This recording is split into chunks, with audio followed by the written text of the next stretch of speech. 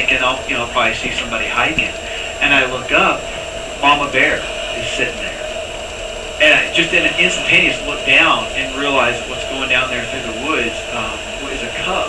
Okay, Mama Bear was dark. The cub was kind of like a black chocolate lab looking. And I look down and it's a cub. And I mean, instantaneously, like, holy moly, the greatest fear just happened. Isn't that what everybody talks about?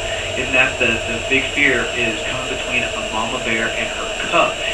And I wrote this here in the blog. Our buddy, Joseph Churley, it's a long story I won't take time on now, but I got connected with a guy who's up here, moving up here to Woodland Park, named Scott Simmons, who's doing a high-altitude training regimen for elite runners.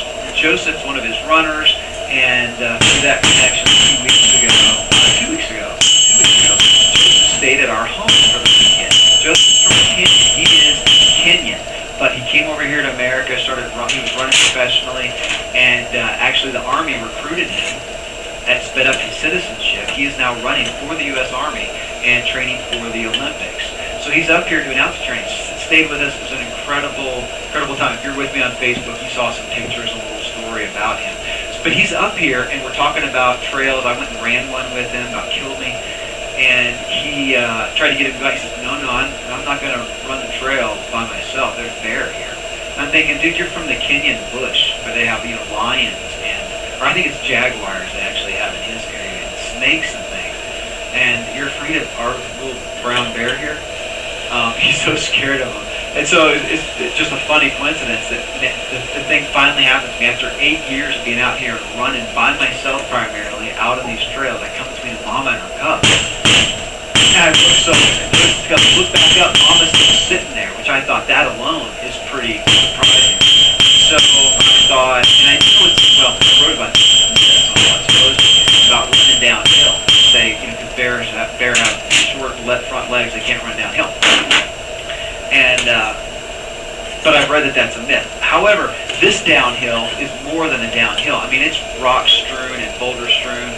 And I honestly didn't know what the heck I wasn't going to come, but I'm thinking again, so what is that? Do we look at that and go, oh, well, hey, you're just, you know, the moon's to the line, or God's on your side, or whatever 50 statements we said, not that God's 50, watch out there, but you know what I mean, these statements that we throw out to say, why wasn't I mauled by the greatest fear of coming between a mama bear and her cubs, not only coming between them, but inadvertently chasing the little bear and scaring the piss out of it while it climbs a tree.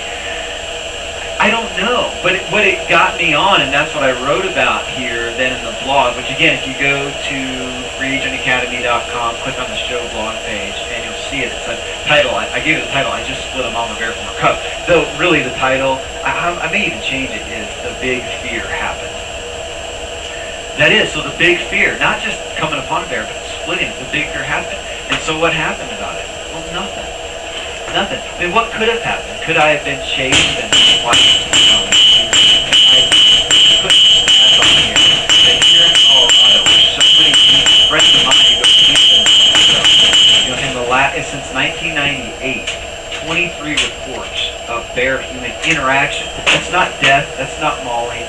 But that's, you know, somebody got close, they got a little swipe by a bear, or it swiped them through the tent or whatever. I don't know if any of those were fatal necessarily, and yet how many people are scared to death, don't want to go out, and don't get the opportunity to experience that beauty, and just experience it even in solitude because of fear. So of course I took that into the free agent perspective, because here, what's the greatest fear? It's that, of course, mythological now, I think everybody knows, security of a job, of a job where you're going to get a check, which to me is an incredible insecurity that one person, not you, is holding all the eggs, all your eggs in one basket. But it is that insecurity of not knowing how to do this, and those fears, and we have those lists of fears that keep us from doing it, keep us from going after our heart and our purpose and the desires and our conviction. It's these fears. And so here's the point, and this is what I wrote about in the blog.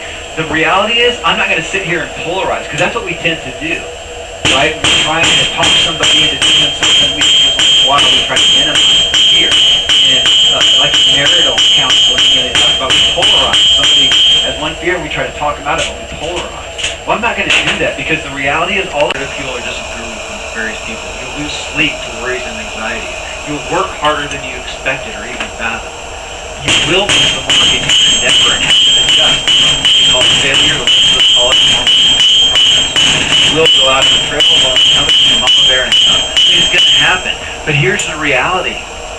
You'll make it. You'll make it. I mean, the number of people, if I had to think about how many people really went after it, not dipped their toe in the water, not just tried, but really went after something and died along the wayside, who actually did go bankrupt, who actually committed suicide, who actually ended up homeless under a bridge somewhere. I really don't have them. And I know as soon as I see the perspective of mountain climbing, because it's one that is relevant to me, especially as I look out on Pikes Peak right now, that, you know, if I decide right now I want to move to Pikes Peak, I can go down and be at the trailhead in about 10 minutes from where I am. And I can start up. I can start up and make it right now, even at 3 o'clock mountain time. And I can make it to the top. The chances of a rock slide, a freak snow, it wouldn't be that freak in May. We had a snow a few days ago, even though it's warm today.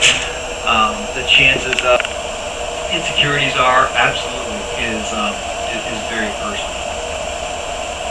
And you said you almost have to make a full-time commitment. I tried for over 4 years to build on the side.